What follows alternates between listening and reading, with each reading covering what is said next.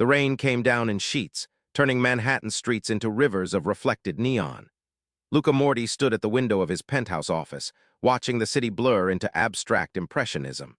At 45, he'd seen enough rain to know that some storms washed things clean, while others just revealed how much dirt had been hiding underneath. Tonight felt like the latter. Boss, his lieutenant, Tony, appeared in the doorway. The Castellano meeting is confirmed for Thursday. They're willing to discuss the waterfront contract. Luca nodded without turning. Tell them I'll be there. And Tony, make sure our terms are clear. I'm done with half measures and diplomatic compromises. Either they respect our territory or we handle it another way. Understood. After Tony left, Luca returned to the paperwork on his desk.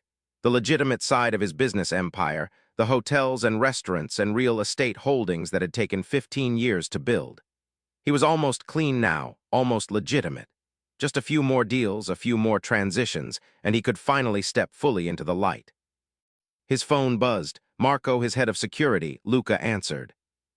Boss, we've got a situation. 10th Avenue and 42nd. Accident involving one of our delivery trucks. Driver's fine, but the other vehicle. Marco paused. It's bad, single mother and a kid, mother's being transported to Mount Sinai, critical condition. The kid's shaken up but physically okay. Police are on scene. Luca's jaw tightened. His trucks were supposed to be the safest on the road. He paid for the best drivers, the best maintenance, specifically to avoid situations like this. Our driver at fault.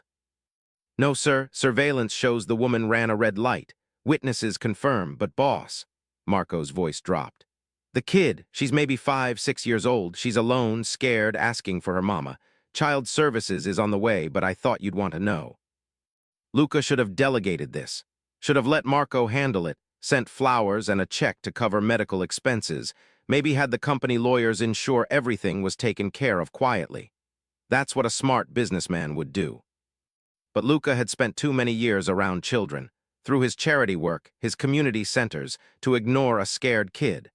And if his truck was involved, even without fault, he bore some responsibility. I'm coming down. Delay child services if you can. I want to make sure she's okay first.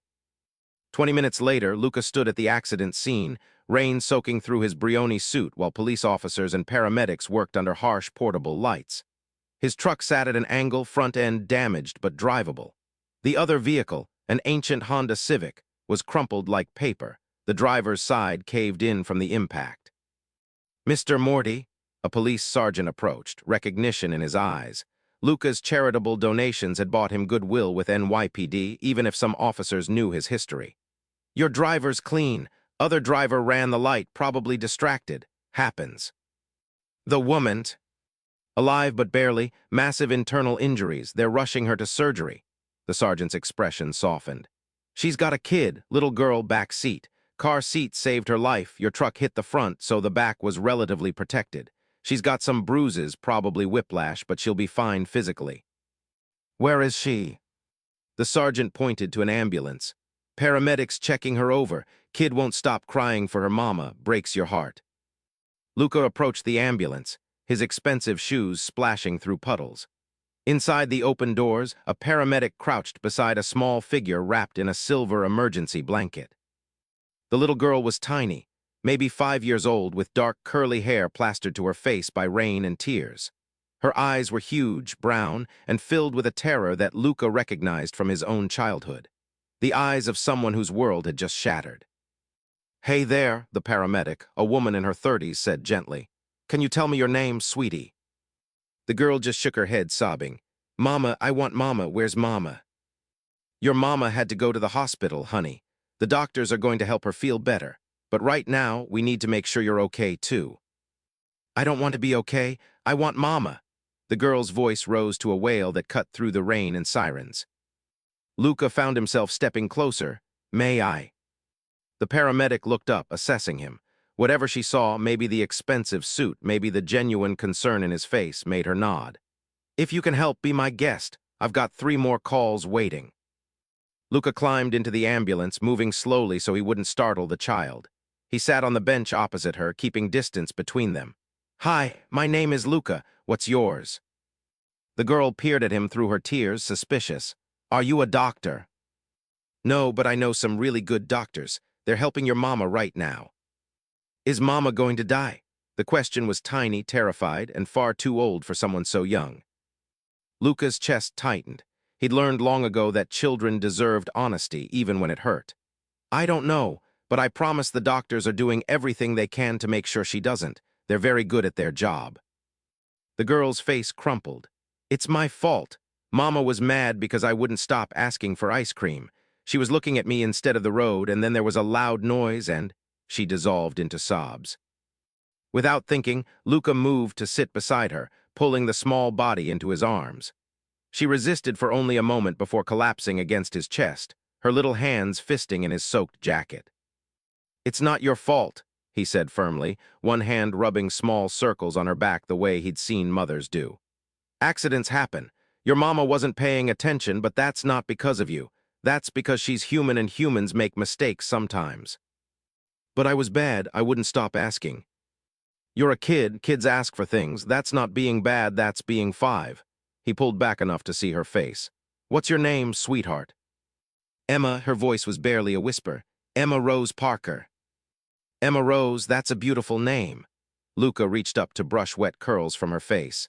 Emma, I need you to be very brave right now. Can you do that? She nodded, her eyes never leaving his face. Your mama is at the hospital. You can't go see her right now because the doctors are working. But some people are going to come, nice people whose job is to take care of kids when their parents can't. They're going to make sure you have a safe place to sleep tonight and food to eat. And as soon as your mama is better, you'll be together again. Okay. I don't want to go with strangers. Emma's grip on his jacket tightened. I want to stay with mama, or, she looked up at him with devastating hope. Can I stay with you? Luca's breath caught. Emma, I'm a stranger too. But you're nice, you smell like my grandpa did before he died, and you're not scared of me crying. She pressed closer. Please, just until Mama's better, I'll be good, I promise. I won't ask for ice cream or anything. The paramedic was watching them, something soft in her expression. A police officer appeared at the ambulance doors. Child Services is here. We need to hand her over. No, Emma's scream was pure panic. She clung to Luca like a drowning person to a life raft. No, I don't want to go. Please, please don't make me go. Luca looked at the officer, then at the child shaking in his arms, and made a decision that would change everything. Is there any way she can stay with me temporarily? I can provide a safe environment. I have resources to ensure she's cared for. Sir, unless you're family, I can't. I'm her godfather. The lie came smoothly, practiced from years of talking his way through complicated situations. Her mother, Jessica Parker, she asked me to take care of Emma if anything happened. I have the paperwork at home. The officer looked skeptical. We'd need to verify that.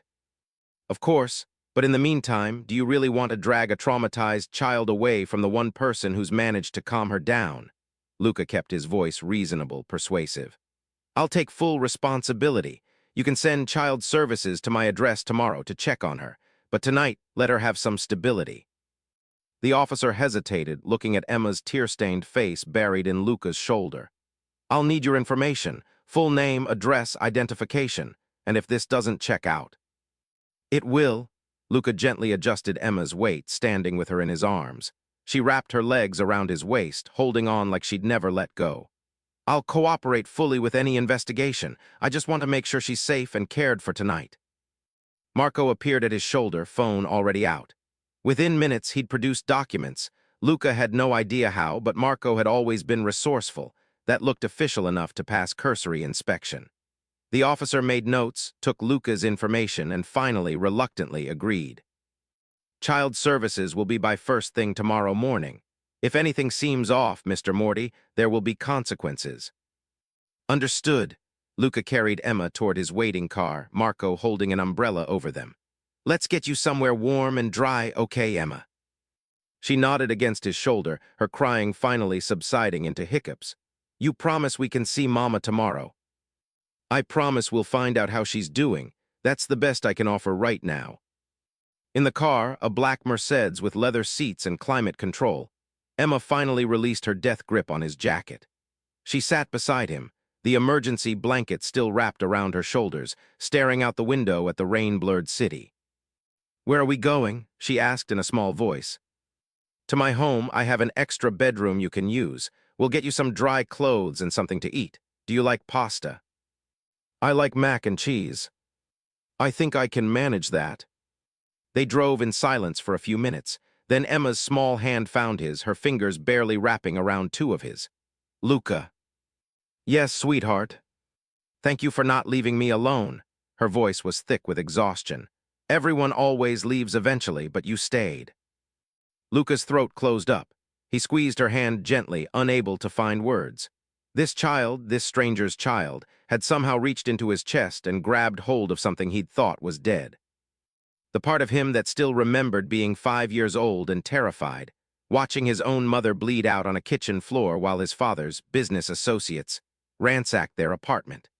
The part that remembered being shuffled through the foster system, always alone, always waiting for someone to choose him. I'm not going anywhere, he heard himself say. Not tonight, not until your mama can take care of you again. Emma's eyes were already drifting closed, the trauma and fear finally giving way to exhaustion. Okay, she mumbled. That's good. By the time they reached his penthouse, she was asleep against his shoulder, her breathing deep and even. Luca carried her inside, past Marco's concerned look, straight to the guest room that had never been used for anything but storage. It was all wrong for a child, modern furniture, no decorations, nothing soft or welcoming. But the bed was comfortable, and Luca had a housekeeper who kept spare blankets. He laid Emma down gently, tucking the blanket around her small form. She stirred, her eyes opening halfway. You're staying, right? You won't leave while I'm sleeping. I'll be right in the next room. If you need me, just call out. I'll hear you. Promise. I promise. Satisfied, Emma's eyes closed again. Within seconds, she was deeply asleep, one hand curled near her face in a gesture so innocent it made Luca's heart ache. He stood in the doorway for a long time, watching her breathe, and wondered what the hell he'd just gotten himself into. Luca had faced down rival crime families, navigated federal investigations, and built a legitimate empire from blood money. But nothing had prepared him for the terror of waking up at 6 a.m. to a child screaming. He was out of bed and running before his brain fully engaged, instinct taking over. In the guest room, Emma sat bolt upright, sobbing, her face red and contorted with panic. Mama, where's Mama? I can't find. She saw Luca and her eyes widened, confusion mixing with fear. Where am I? Who are you? It's Luca, remember, from last night. You're safe, Emma. You're in my apartment. He approached slowly, hands visible, non-threatening. You had a bad dream. It wasn't a dream. Mama, the car. Her breathing was coming too fast, panic attack building. Luca sat on the edge of the bed, remembering what his trauma therapist had taught him years ago about grounding techniques. Emma, look at me. Can you do that? Look right at my eyes. She obeyed, her terrified gaze locking with his. Good, now let's breathe together, in through your nose, like this, he demonstrated. And out through your mouth. Can you do that with me? They breathed together, slow and steady, until Emma's panic subsided into regular crying. Luca pulled her into his arms. It was becoming familiar now, this weight of a child against his chest, and let her sob. Mama's in the hospital, she said between hiccups. I remember now, she got hurt. Is she? I don't know yet, but I'll call the hospital as soon as they open, okay? We'll find out how she's doing. He rubbed her back in small circles. Are you hungry? We could make breakfast. I want to see Mama. I know, we will as soon as the doctors say it's okay. But right now you need to eat and get cleaned up. When was the last time you had food? Emma thought about it. Yesterday, lunch. We were going to get pizza for dinner after Mama picked up her paycheck from work. 18 hours without food. Luca's jaw tightened. Okay, let's fix that. What do you like for breakfast? Pancakes with chocolate chips. I don't think I have chocolate chips, but I can probably manage regular pancakes. Come on. In the kitchen, a showpiece of marble and stainless steel that Luca rarely used, he discovered he had no idea how to make pancakes from scratch. Emma sat at the counter island, wrapped in his bathrobe because her clothes from yesterday were still damp with rain and tears, watching him rifle through cabinets. Do you have pancake mix? She asked. I don't think so. Then how are you going to make pancakes? Good question. Luca pulled out his phone, Googling easy pancake recipe, while Emma giggled, the first light sound he'd heard from her. You don't know how to cook. I know how to order takeout very efficiently. He found a recipe that didn't look too complicated. Flour, eggs, milk, baking powder, I have all of these. How hard can it be? Very hard, as it turned out. The first pancake was a disaster, too thin, burned on one side, raw in the middle. Emma watched his increasingly frustrated attempts with growing amusement. My mama makes them better, she offered helpfully. I bet she does. Luca flipped another pancake, this one slightly better. Maybe you can teach me the secret when she's feeling better. Emma's smile faded. What if she doesn't get better? Luca turned off the stove, moving to crouch in front of her at the counter. Emma, look at me. I can't promise everything will be okay because I don't know, but I can promise that whatever happens, you won't be alone. Understand? But if Mama dies, I don't have anyone. Grandpa died last year and Grandma before I was born. Mama said we only have each other. The words hit like a fist to the chest. This child had no one, no support system, no safety net, if her mother didn't survive. You have me, Luca heard himself say, for as long as you need. Emma studied him with those two old eyes. You're not my family, though. Family isn't just blood, sweetheart. Sometimes family is the people who choose to stay. Before Emma could respond, the doorbell rang. Marco's voice came through the intercom. Boss, Child Services is here, along with a hospital social worker. Luca's protective instincts flared immediately. Emma, I need you to stay right here while I talk to some people, okay? They're going to ask you questions. Just tell the truth, that I've been taking care of you and you feel safe. Can you do that? She nodded, her hand finding his. You're not going to leave me with them. Not if I can help it. The next hour was a careful dance of bureaucracy and persuasion. The Child Services agent, a tired woman named Patricia who'd clearly seen too much, was skeptical of the entire situation. The hospital social worker, younger and more sympathetic, seemed more concerned with Emma's well-being than procedure. Mr. Morty, Patricia said, reviewing the documents Marco had somehow produced overnight, these guardianship papers are convenient, almost too convenient. Jessica Parker and I have known each other for 3 years, Luca lied smoothly. She worked at one of my restaurants. When her father died last year, she asked me to be Emma's godfather, named guardian in case anything happened to her. And yet there's no record of this in any official capacity. Because it was a private arrangement between friends, Jessica didn't have money for lawyers and formal paperwork. We trusted each other. Patricia turned to Emma, who was still at the kitchen counter, eating the least burned pancakes while watching the adults with wary eyes. Honey, did you know Mr. Morty before yesterday? Emma's eyes met Luca's. He told her to tell the truth, but he saw her small mind working, understanding somehow that this was important, that the wrong answer meant separation.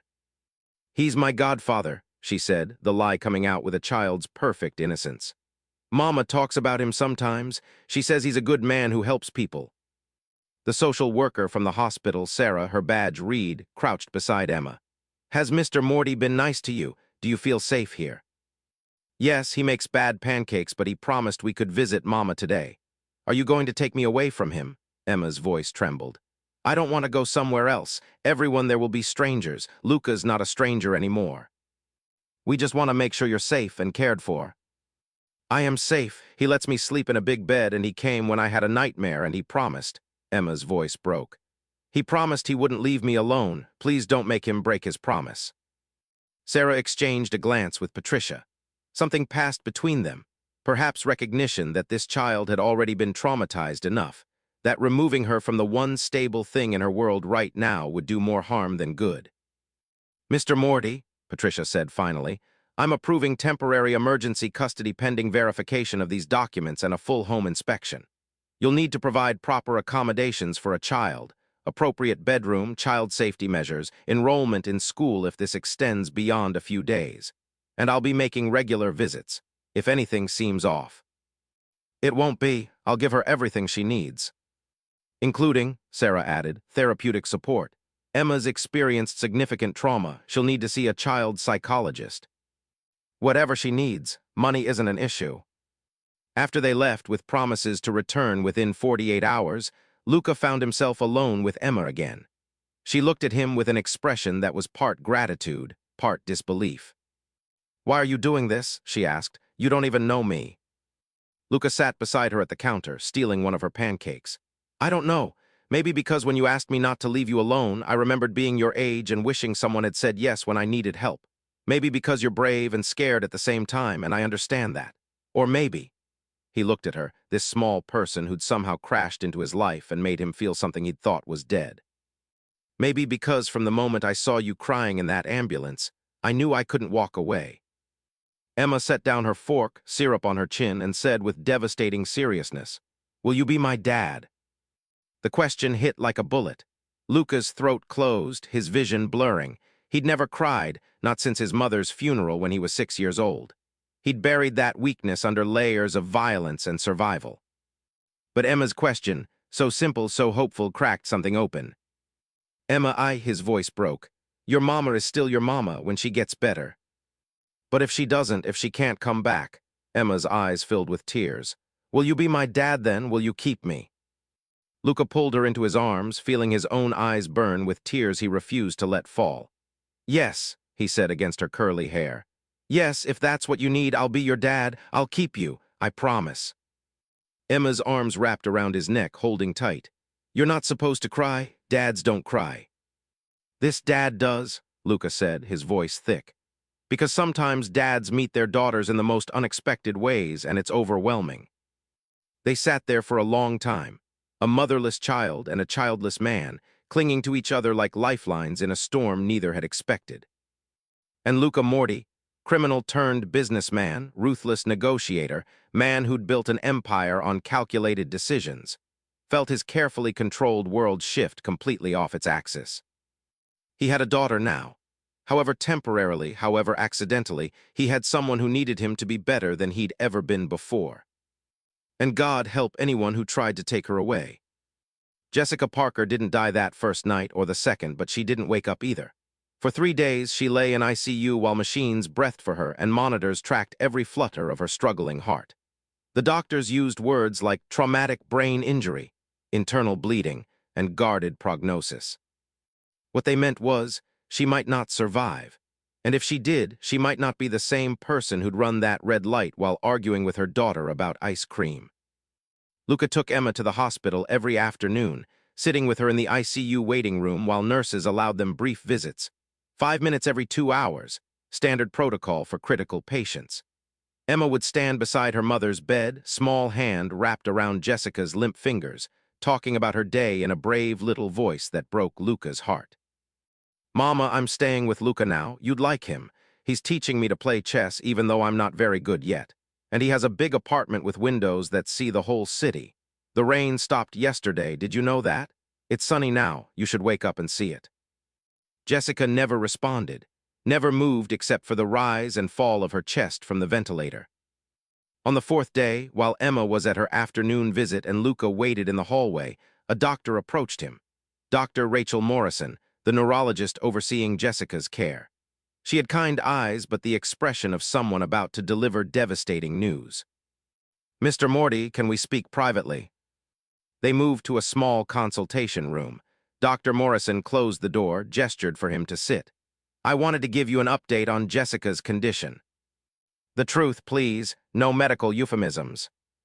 The truth is that she's not improving. We've had to increase her ventilator settings twice. Her brain scans show significant damage, and even if we can stabilize her physically, there's a strong possibility she won't regain consciousness. Or if she does, she may have severe cognitive impairment. Dr. Morrison's voice was gentle but clinical. I'm telling you this because Emma is going to need stability. If Jessica survives but can't care for her daughter, you'll need to be prepared to make long-term decisions. And if she doesn't survive, then Emma will need someone permanently. You're listed as emergency guardian, but in the absence of other family, the state will require formal custody proceedings. She paused. Are you prepared for that? To potentially raise this child for the next 12, 13 years? Luca thought about Emma sleeping in his guest room, which was now filled with toys and books Marco had purchased. He thought about teaching her to make better pancakes, about her sitting at his desk coloring while he worked, about the way she'd started calling him, Luca Dad, like it was all one word. Yes, he said simply. If that's what Emma needs, yes. Dr. Morrison nodded, satisfied. Good, because that little girl is going to need someone consistent and committed. Losing a parent at her age, the trauma of it. She shook her head. But she seems attached to you, that's something. After the doctor left, Luca sat in the consultation room for a long time, processing the reality. Jessica Parker might never wake up. Emma might be his responsibility not for days or weeks, but permanently. And instead of the panic he should feel, there was only a strange sense of rightness. He'd spent 20 years building legitimate businesses to redeem a violent past. Maybe this unexpected fatherhood, was the actual redemption, the real chance to create something good from the wreckage of his choices. When he returned to Jessica's room, Emma was singing, a soft, sad little song about flowers and sunshine. Jessica's machines beeped steadily, indifferently.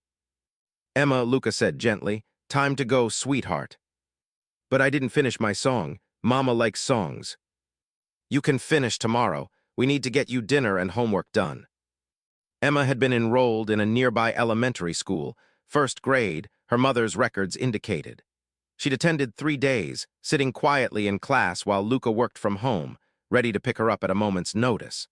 The school had been surprisingly accommodating once they understood the situation. "Okay," Emma kissed her mother's hand. "Bye, Mama, I love you, please wake up soon." In the car, Emma was quieter than usual. Luca glanced at her in the rearview mirror, seeing her small face turned toward the window. "What are you thinking about?" he asked. "If Mama doesn't wake up, where will I go?" Here was the moment, the truth or a comforting lie. Luca chose truth, he always would with her. "You'd stay with me, permanently if that's what you want." Emma's eyes met his in the mirror. "Really? You'd want me forever?" "Emma, in the past 4 days, you've become the most important person in my world. So yes, forever if it comes to that." "What if you get tired of me? What if I'm bad or annoying or—" "Not possible." Luca pulled the car over, turning to face her in the back seat. "Listen to me carefully. I spent my whole childhood wishing someone would choose me, would say, you matter and I'm keeping you. No one ever did. So I'm saying it to you now, you matter to me. And I'm keeping you, not because I have to, but because I want to, understand." Emma's eyes filled with tears. "But you said you're not my dad. That mama's still my mama." "And she is. She always will be, even if—" He couldn't finish that sentence. "But if she can't take care of you, then yes, I'll be your dad, in every way that matters." "Can I call you Daddy then, instead of Luca Dad?" The word hit him like a physical blow. Daddy. A title he'd never imagined holding, never wanted to hold, but hearing it from Emma's hopeful voice made something in his chest expand. "Yes," he said, his voice rough. "You can call me Daddy if you want." Emma unbuckled her seatbelt, which Luca would have to talk to her about, and climbed into the front passenger seat, wrapping her arms around his neck. "Okay, Daddy, I love you."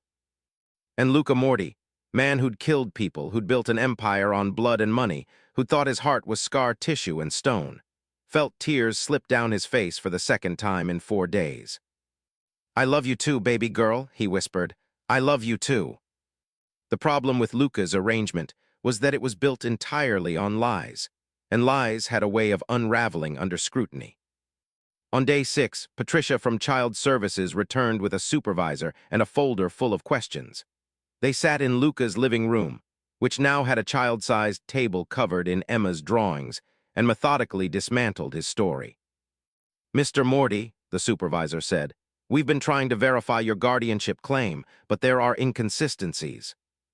Such as Jessica Parker's employment records. You claim she worked at one of your restaurants for 3 years, but our investigation shows she was employed at a diner in Queens for the past 4 years. She's never worked for any Morty-owned business. Luca kept his expression neutral. "I must have been mistaken about the timeline. Jessica and I knew each other through community connections. My restaurants support local charities. That's probably how we met." And yet none of her neighbors or coworkers recall her ever mentioning a godfather for Emma, or you specifically. Patricia leaned forward. "Mr. Morty, we appreciate what you've done for Emma during this crisis, but if you're not actually her legal guardian, we need to know. Now." Luca looked at Emma, who was in her bedroom playing with dolls Marco had bought, or she was supposed to be. He could see her small shadow in the doorway, listening. She was always listening, this child who'd learned too young that adult conversations determined her fate. He made a decision. "You're right," he said quietly. "I'm not her godfather. I'd never met Jessica Parker or Emma before the accident. I lied because Emma was terrified and I wanted to help. And then," he paused, "then I fell in love with her, this small, brave person who asked me not to leave her alone. I couldn't walk away." Patricia's expression softened but remained professional. "Mr. Morty, that's commendable, but it doesn't change the legal reality. If you're not family and there's no guardianship designation, Emma needs to be placed with a foster family while her mother recovers. Or if her mother doesn't recover, permanently placed through the system." "No," Luca's voice was hard. "That's not happening. It's not up to you. Emma is safe here. She's fed, clothed, enrolled in school, seeing a therapist. She's stable in a situation that could have destroyed her, and you want to uproot her again because of paperwork." The supervisor, an older man named Richard, studied Luca carefully. "Mr. Morty, we're aware of your background, your family's history, your own involvement in organized crime before you went legitimate. That's a concern." "My past is exactly that, past. I've been clean for 15 years. No arrests, no investigations, nothing that would endanger a child. But associations remain. Your head of security, Marco Benedetti, he has a record. Your business partners include several men with known mob connections. Marco is the most loyal, protective person I know, and my business partners are legitimate businessmen. If you're going to judge me based on who I used to be rather than who I am now, then judge me fairly. I've donated millions to community centers, education programs, and children's charities. I've employed hundreds of people in struggling neighborhoods. I've spent 15 years trying to balance the scales, and now I'm trying to give one little girl the childhood I never had." Richard and Patricia exchanged glances. Emma's shadow shifted in the doorway. She was definitely listening. "There's another option," Patricia said finally. "Emergency foster placement with intent to adopt. If you're serious about this, you could apply to become Emma's foster parent officially.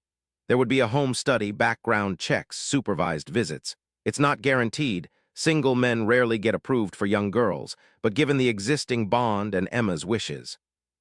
"I'll do it, whatever it takes." Luca's voice was absolute. "Tell me what you need." Over the next hour, they outlined the process. Applications, interviews, home inspection, background checks that would dig into every corner of his life. It would take weeks, maybe months. In the meantime, Emma could stay with him under temporary emergency custody, but there would be regular check-ins and supervision.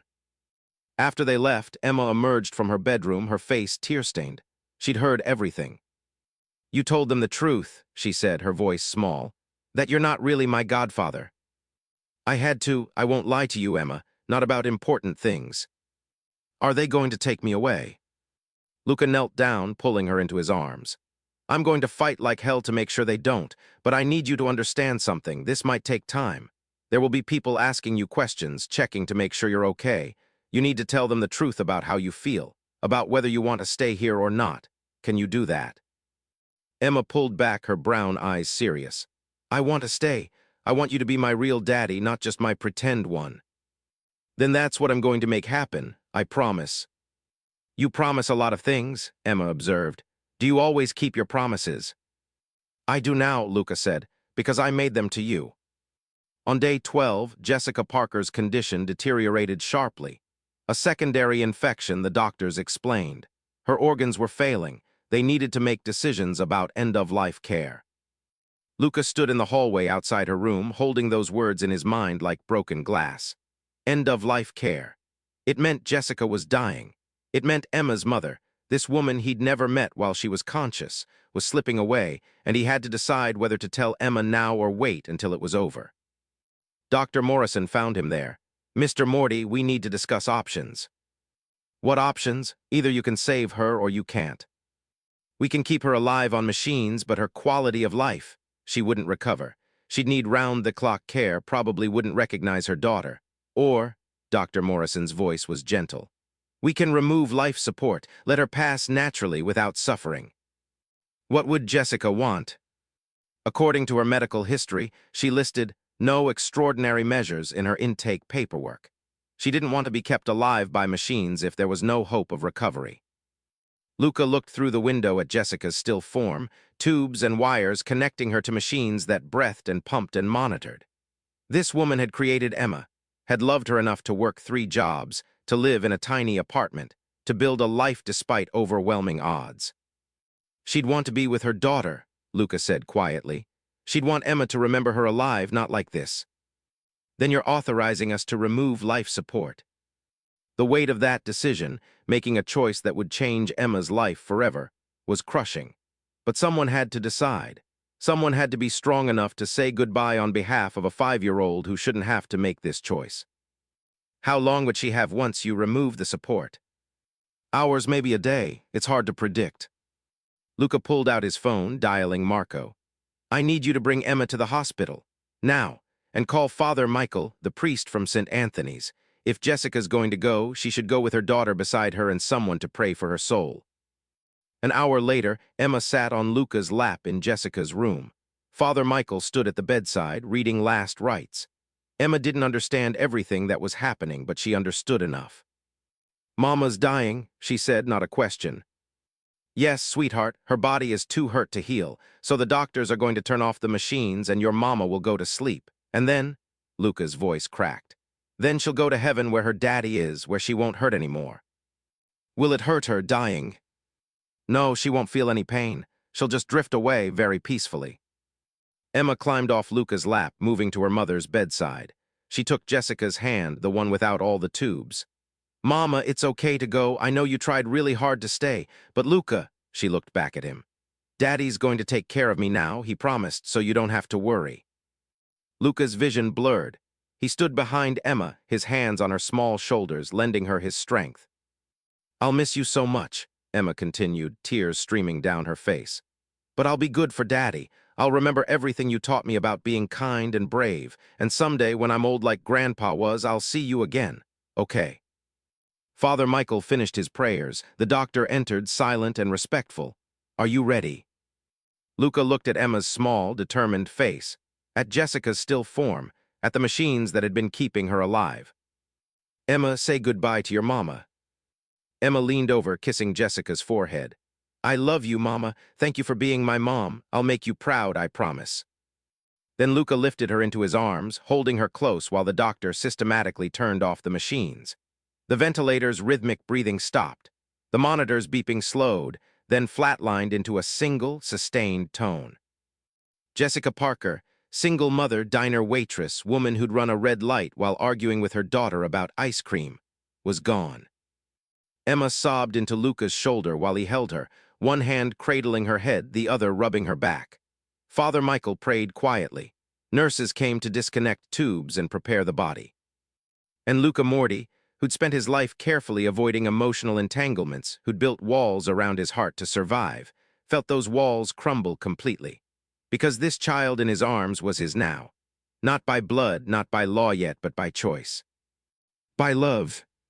I've got you, he whispered into her hair. I've got you, baby girl, always. The custody hearing was held 3 weeks after Jessica's death. Emma, in a black dress Marco's wife had helped pick out, sat beside Luca in the family court waiting room. She'd been quieter since her mother's funeral, more clingy, waking up with nightmares twice a night. The therapist said it was normal, that grief in children manifested as insecurity and fear of abandonment. Luca had taken to sleeping in a chair beside her bed, ready to comfort her when the dreams came. Now they waited for a judge to decide if he was worthy to keep her. Patricia sat across from them, her expression neutral. Richard, her supervisor, reviewed paperwork. There was another person in the waiting room, a woman in her 30s, professionally dressed, watching Emma with calculating eyes. Who's that? Emma whispered. I don't know, sweetheart. When they were called into the courtroom, Luca discovered who she was. Amanda Foster, representing an organization that placed children with pre-approved foster families. She had a file and she had opinions. Your Honor, Amanda said when the judge asked for her statement, while Mr. Morty has provided adequate care during this crisis, I have serious concerns about permanent placement. Mr. Morty is a single man with known connections to organized crime. He has no experience with children, no support system for parenting, and his work frequently takes him out of the country on business. Emma Parker deserves a stable, two-parent household with experience in childhood development. And you have such a family in mind? Judge Catherine Williams asked. Yes, Your Honor. The Hendersons, married couple, experienced foster parents specifically approved for young children. They're ready to welcome Emma immediately. Luca's jaw clenched. Beside him, Emma's hand found his, squeezing tight. "Mr. Morty," Judge Williams said, "how do you respond to Ms. Foster's concerns?" Luca stood, still holding Emma's hand. "Your Honor, I understand the concerns. My past isn't something I can erase. But I've spent 15 years building a legitimate life. I'm not just financially secure, I'm invested in my community. I employ over 300 people. I fund education programs, after-school care, scholarships for underprivileged kids. I've been FBI cleared for the past decade, no investigations, no associations with active criminal enterprises." "And your parenting experience?" "None before Emma, but I've learned. I've hired a nanny for times when work keeps me away. I've arranged my schedule to be home for dinners and bedtime. I've attended every school event, every therapy session, every doctor's appointment. I'm not perfect, but I'm committed. And more importantly," he looked down at Emma, "Emma is committed to me." Judge Williams turned to Emma. "Emma, sweetie, do you understand what's happening today?" Emma stood up, her voice small but clear. "You're deciding who I get to live with." "That's right, and I need to know what you want. Do you want to stay with Mr. Morty, or would you like to meet the Henderson family?" "I want to stay with my daddy." Emma's voice was firm now. "Luca's my daddy. He was there when Mama died. He holds me when I have bad dreams. He makes bad pancakes but good spaghetti. He reads me stories even when he's tired from work. He promised he wouldn't leave me, and he keeps his promises." "But Emma, you've only known Mr. Morty for a few weeks. The Hendersons have experience." "I don't care about experience." Emma's voice rose, tears streaming down her face. "I want my daddy. Please don't take me away from him. I already lost Mama and Grandpa, and now you want to take away the only person who—" She couldn't finish, dissolving into sobs. Luca picked her up, holding her against his chest. "It's okay, baby. Breathe. Just breathe." Judge Williams watched them for a long moment. Then she turned to Amanda Foster. "Ms. Foster, I appreciate your concerns, but this court's primary consideration is the child's best interest. And what I see is a traumatized little girl who has formed a secure attachment to Mr. Morty. Disrupting that attachment would cause additional trauma." "But Your Honor, his background—" "His background is exactly why I'm inclined to approve this placement." Judge Williams's voice was firm. "Mr. Morty could have walked away. He had no legal or moral obligation to this child. But he chose to stay. He chose to lie to child services, which I do not condone, because he recognized that Emma needed stability more than she needed perfect procedure. That speaks to character." She looked at Luca. "Mr. Morty, I'm granting you temporary foster custody pending completion of all required certifications and home studies. In 6 months, we'll revisit for permanent adoption proceedings. During this time, you'll continue therapy for Emma, maintain regular check-ins with child services, and demonstrate that you can provide appropriate long-term care." "Understood." "Yes, Your Honor." Luca's voice was thick with relief. "Thank you." "Don't thank me yet. If anything suggests Emma is in danger or not receiving proper care, I will remove her from your custody immediately. This is a trial period. Make it count." "I will, I promise." Outside the courthouse, Emma clung to Luca's neck while he carried her to the car. "We won?" she asked. "We won, baby girl. You're staying with me." "Forever?" "If everything goes well for 6 months, then yes, forever." Emma pulled back to look at his face. "Will you adopt me, like make me really your daughter with your last name and everything?" Luca's eyes burned. "Yes, Emma Morty, if that's what you want." "Emma Rose Morty," she corrected. "I want to keep Rose. It was my grandpa's name, Ross. Mama said I'm named after him." "Emma Rose Morty." Luca tested the name, liking how it sounded. "Perfect." That night, after Emma finally fell asleep, peacefully, for the first time in weeks, Luca stood at her bedroom door watching her breathe. Marco found him there. "Congratulations, boss." "Thank you for everything. The documents, the lawyer, the support." "She's family now. We protect family." Marco clapped his shoulder. "You're going to be a good father." "I don't know how to be a father." "You love her, you show up for her. That's 90% of it. The rest you'll figure out." After Marco left, Luca sat in the chair beside Emma's bed, his usual spot now. She stirred, her eyes opening halfway. "Daddy." "I'm here, sweetheart. Go back to sleep." "Will you still be here when I wake up?" "Every morning for the rest of your life, I promise." Satisfied, Emma's eyes closed. Her hand found his small fingers wrapping around two of his larger ones. And Luca Morty, man who'd spent 45 years believing he was too damaged, too dangerous, too broken to deserve love, finally understood what it meant to be chosen. Not because he was perfect, but because he was present. Not because he had all the answers, but because he was willing to learn. Not because he was fearless, but because love made him brave. 6 months later, the adoption hearing was nothing like the custody hearing. This time, when they entered the courtroom, they weren't alone. Marco and his wife Sophia sat behind them, Father Michael, Emma's teacher, Mrs. Chen, the therapist, Dr. Linda Park, even Patricia from Child Services, who'd become an unexpected ally over the past 6 months. Emma wore a white dress with pink flowers, her choice. She'd insisted on looking fancy for becoming a real Morty. Judge Williams reviewed the files with a slight smile. "Well, Mr. Morty, it seems you've had an eventful 6 months." "That's one way to put it, Your Honor." Emma enrolled in first grade with excellent marks. Regular therapy sessions showing significant progress in processing grief. Home inspections consistently positive. Mr. Morty has completed all required parenting courses, passed all background checks, and she looked up. "Dr. Park, you're here to testify." Dr. Park stood. "Yes, Your Honor. I've been working with Emma since shortly after her mother's death. When we began, she was struggling with PTSD symptoms, nightmares, separation anxiety. Over the past 6 months, I've watched her heal. She's formed a secure attachment to Mr. Morty. She trusts him, relies on him, and more importantly, she's happy. This is a child who's experienced devastating loss, but she's resilient because she knows she's loved unconditionally." "And Mr. Morty's parenting?" "Exceptional, considering his lack of experience. He's patient, consistent, emotionally available. He's learned to recognize her triggers and help her manage anxiety. He's involved in her education, her social life, her emotional development. Frankly, he's what every child deserves, a parent who puts them first." Judge Williams turned to Emma. "Emma, you're 6 now, big girl. Do you understand what adoption means?" Emma stood, her voice clear. "It means Luca becomes my real daddy forever, not just foster or temporary, forever, forever." "That's right, and is that what you want?" "More than anything, except maybe a puppy, but Daddy says we can talk about that later."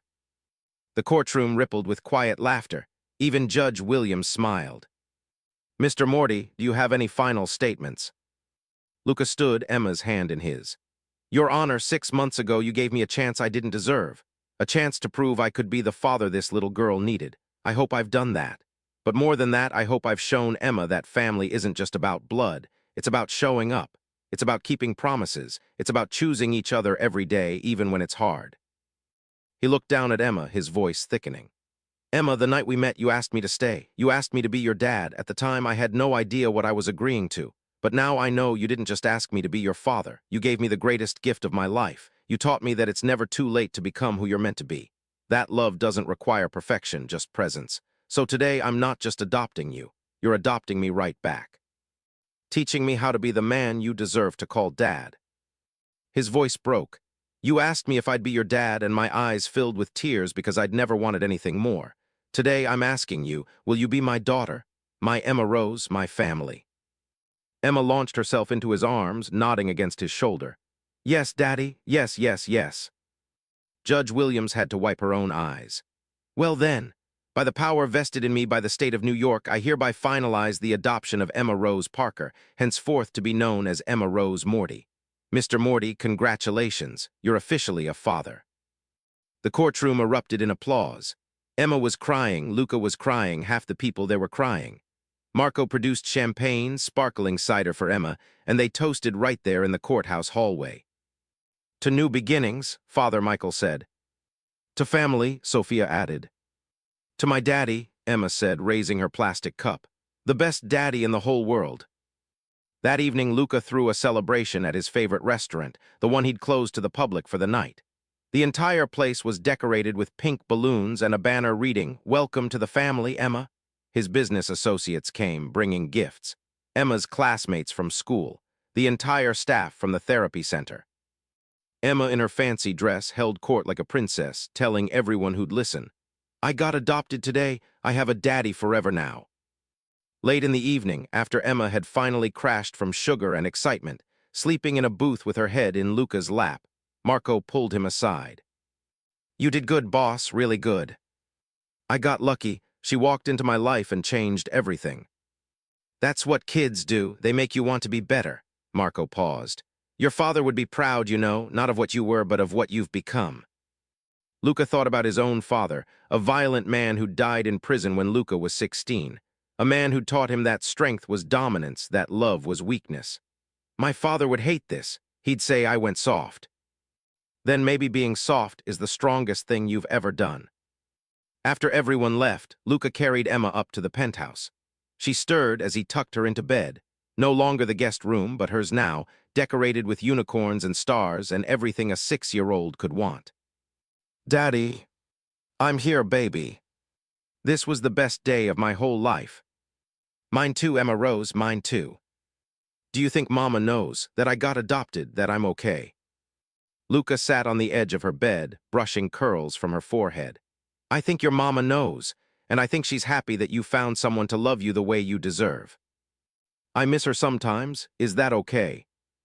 "It's more than okay. You can miss her and love me at the same time. Love doesn't run out, sweetheart. There's always room for more." Emma's eyes were already drifting closed. "Daddy, will you tell me the story about the night we met?"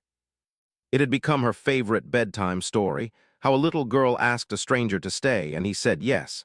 How they saved each other. "Once upon a time," Luca began softly, "there was a little girl who was very brave, and one rainy night she met someone who didn't know he needed saving until she asked him to be her dad."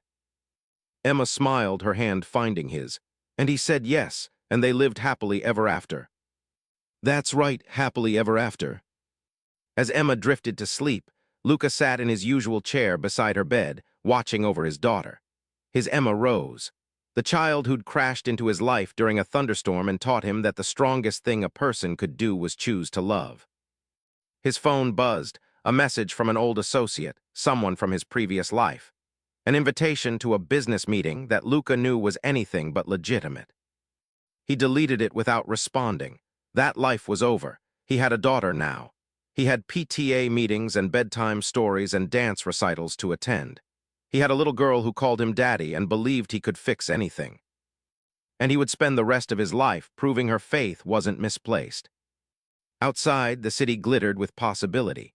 Inside, a reformed criminal-turned-father watched his daughter sleep and understood what he'd been searching for his entire life.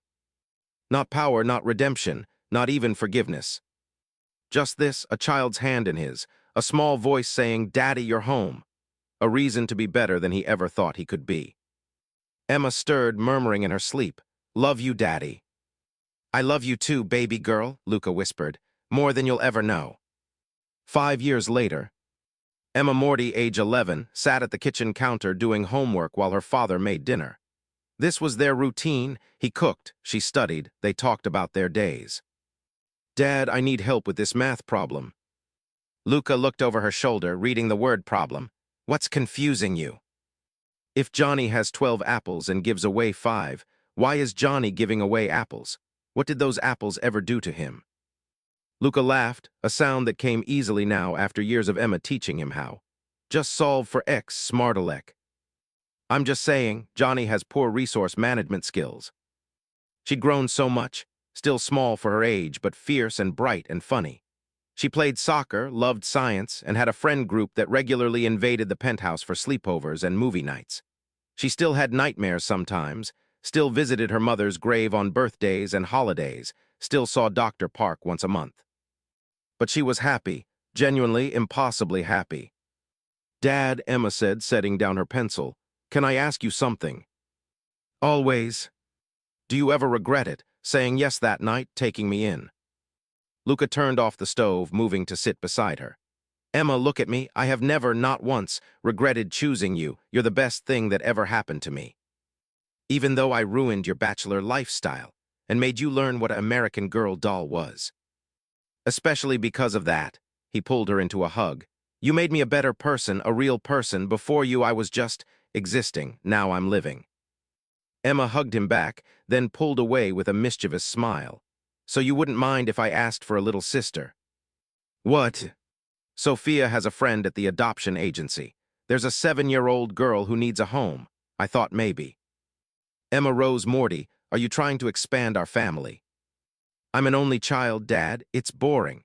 Plus, you're really good at the whole father thing now. Seems wasteful not to share the wealth. Luca stared at his daughter, this incredible, compassionate person who taught him about love, and was now suggesting they do it again for another child who needed them. You're serious? Completely, her name's Maya. She's in the foster system, no family, sound familiar? Emma's expression softened. You gave me a home when I needed one. Maybe we could do that for someone else. Luca thought about the scared 5-year-old in an ambulance, asking a stranger to stay. About the years since, the laughter and tears, the dance recitals and parent-teacher conferences, the gradual transformation from broken man to devoted father. Could he do it again? Could they? We'd need to talk to Sophia's friend, do a home study. You'd have to share your space, your time. I know, but Dad, you taught me that family isn't about blood. It's about choosing each other. So let's choose Maya. Let's give her what you gave me. Luca's eyes burned. Even after 11 years, Emma could still reduce him to tears with her enormous heart. Okay, he said softly. Let's meet her, see if she's a good fit. But Emma, this is a huge decision. It's the right decision. I can feel it. 3 months later, a 7-year-old girl with cautious eyes and a backpack full of everything she owned stood in their living room, looking around like she was afraid to believe it was real. Maya, Luca said gently, welcome home. Emma took Maya's hand. Come on, I'll show you your room. Dad and I decorated it, but you can change anything you want. It's yours. As the girls disappeared down the hall, Marco appeared at Luca's side. So, 2 kids now, you're brave. I'm terrified, Luca admitted. But Emma's right, we have space, resources, love, why not share it? Because most people would say once was enough. That lightning doesn't strike twice. Luca watched Emma showing Maya around, his older daughter's animated voice floating back. And this is where Dad burns toast every Sunday, but we pretend it's good because he tries really hard. Maybe lightning doesn't strike twice, Luca said softly, but love does, over and over if you let it. 6 months later, at another adoption hearing, Maya Rodriguez became Maya Rose Morty. She stood between Luca and Emma, holding both their hands, and when the judge asked if this was what she wanted, she said, I want a family, a real one, forever. Then you have one, Judge Williams, the same judge from Emma's adoption, said with a smile. Welcome to the Morty family, Maya Rose. That night, tucking both girls into their respective beds, Luca marveled at how his life had transformed. From a man who'd thought he was too broken for love to a father of 2 daughters who believed he could do anything. Dad, Emma called from her room. Don't forget to check on Maya, she gets scared at night. In Maya's room, Luca found the 7-year-old sitting up in bed, hugging her knees. Can't sleep, he asked gently. What if I wake up and this is all a dream? What if I'm still in the group home? Luca sat on her bed the same way he'd done with Emma years ago. It's not a dream, this is real, you're home, you're safe, you're loved, and you're not going anywhere. Promise. I promise, and I keep my promises. Maya lay back down, her small hand finding his. Luca, can I call you Dad, like Emma does? And Luca Morty, who'd learned from one brave little girl that love was always worth the risk, felt his eyes fill with tears for what must have been the 1,000th time since becoming a father. Yes, Maya Rose, you can call me Dad, I'd be honored. As Maya drifted to sleep, Emma appeared in the doorway, watching. When Luca joined her in the hall, she whispered, See, lightning struck twice. Thank you, Luca said, pulling her into a hug, for reminding me that there's always room for more love. That's what you taught me, Dad. I'm just passing it on. They stood in the hallway of their home, their real home, built not from blood but from choice, and Luca understood that this was redemption. Not the businesses or the charity or the legitimate empire. This, 2 daughters sleeping peacefully because they knew they were loved, because someone had chosen them, because a broken man had learned that the bravest thing he could do was say yes when a child asked him to stay. Dad, Emma said softly, your eyes are doing that teary thing again. Happy tears, Luca said, wiping them away. Always happy tears now. Good, because you're stuck with us forever. Best thing I ever got stuck with. As Emma returned to her room and Luca checked on Maya one more time, he thought about that rainy night 11 years ago. about a little girl in an ambulance asking, "Will you be my dad?" And about his eyes filling with tears as he'd understood, for the first time in his life, what it meant to be needed, to be chosen, to be loved not for what he could provide, but for who he chose to become. "Thank you, Emma," he whispered into the quiet apartment, "for asking me to stay, for teaching me what family means, for giving me a reason to be the man I always should have been." Outside, the city glittered with possibility. Inside, a father watched over his daughters and knew that whatever he'd been before, whatever sins stained his past, he'd been forgiven. Not by courts or churches or communities, but by two little girls who'd looked at him and seen not a criminal or a businessman or a broken man. Just Dad. And that was everything.